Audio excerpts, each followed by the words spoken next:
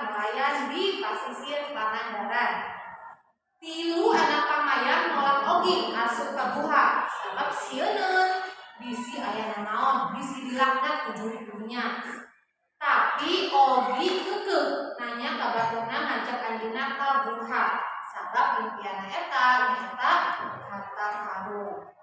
Kalawan rasa kaget katilu jeung sieun anak pamayang ngadodoan keureup muara buha sementawis ogi gumbara bisa asup ka buha, si ogi bisa asup ka buha.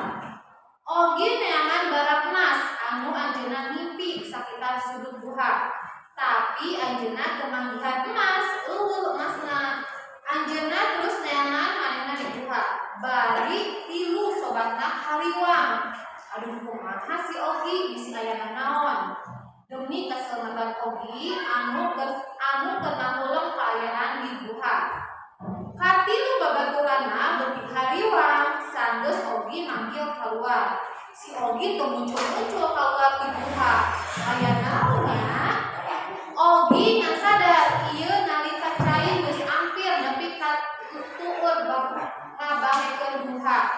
Kalawan hariwang manehna langsung manggihan sungut buha anu beuki gancap cai laut asup ka parahuna.